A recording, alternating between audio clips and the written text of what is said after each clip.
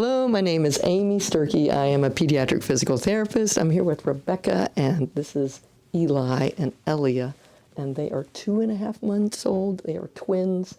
They were born a month premature. And what we're going to talk about is purple crying or colic. Yes. So the research says that babies who are less than 3 months old cry on average 2 hours a day. Does that sound right? Probably, yeah, at least. At more than 3 months of age, they cry an hour a day. I'm sorry to say that. Yes. So colic, now I was a colicky baby, my mom said. Colic is defined as when a baby cries 3 hours or more a day, 3 days a week, for 3 consecutive weeks. Now colic, often when the word colic is used, people thought that it meant there was something wrong with the baby, but it's considered more of a developmental thing. Yes. That 25% of babies worldwide would meet that criteria of colic, and they think it's more of a developmental phase. They say that humans, since we have a bigger brain, that they have to be born earlier than other mammals do, because their head has to be able to fit through the birth canal, and if they waited any longer, that baby wouldn't fit. Elephants, they go almost 2 years before they have their baby. Who would want to be pregnant for 2 years? But they think that because most mammals, they have to, when they come out, they have to walk and go, and our babies, human babies, are much less able to are more dependent and not able to hop out and start walking. Wouldn't that be something? Pop out of the hospital and around they start walking. Nightmare.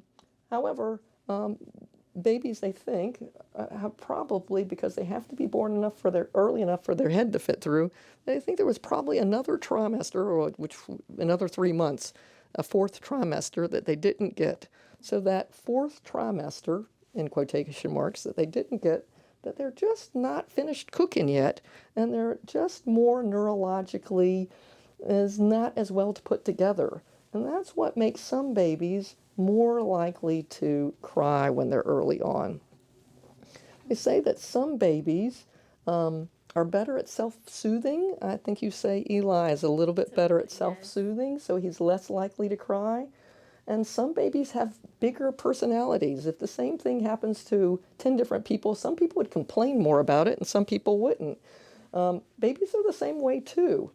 And what they say now is, because babies, when they cry, it can be a little frustrating, especially if you've got 2 of them. Yes. The research says is that babies crying, we're made, especially parents are made to be really in tune to a cry. And whereas it might be frustrating or hard for me to handle, it's really hard for a parent to handle too. And so they're more likely to get frustrated, and that puts the babies at risk for that shaken baby syndrome. And so they decided that colic was not the best term, and they decided to go with something that was a little bit more explanatory so that parents could understand it's a phase that babies go through, it's considered normal, and that it is developmental, and it doesn't last forever. Research says that most babies who are shaken, that usually there was a phone call to the doctor going, "My baby is crying, I need help." So purple is not because the baby turns purple, but it's because it's an acronym for each letter stands for something. So P is for peak. Babies can start crying 2 weeks of age, and it ramps up to at about 2 months of age. That's right where you are. And then ramps down from that, and crying can continue significantly up until the 5th month, the end of the 5th month. That's the P. The next letter is U, and it's unexplained. These babies can start crying for no apparent reason. Now, in 5 to 15% of the time, there are food allergies or food sensitivities, but most of the time there is nothing wrong. It's just a developmental phase that babies are in. The next letter is R, and R is resist soothing. So there are things that parents do, such as bouncing and patting and swinging and pacifying and swaddling, that you try. These babies, when they're in this purple crying, it does not help. The next one is P.U.R.P.L.E.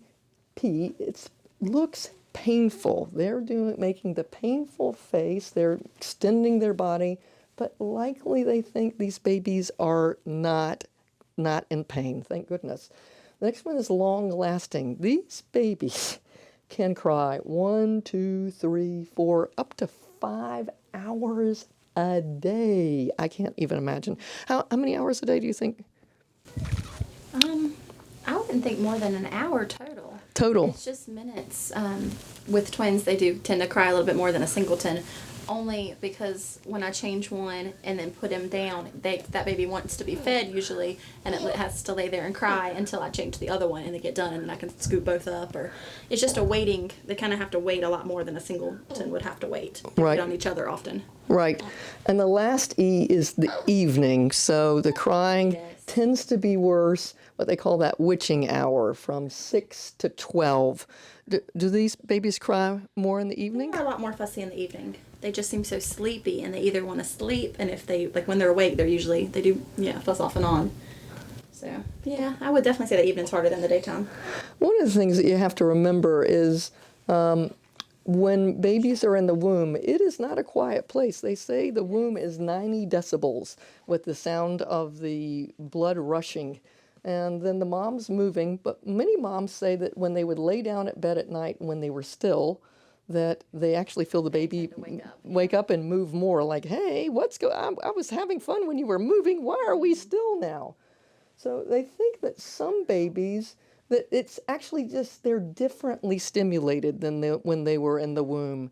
That's not that there was that they need a quiet place, that it might be that it's not loud enough. They're used to it being loud. Or some babies, if it's too stimulating, so it's really different from baby to baby. Again, the research is that if parents, I remember the study once that if there was a loud grating noise in the next room, and if in this room you had a button that could turn off that noise, that you rated that noise as being not as bad in the next room than if you didn't have the button.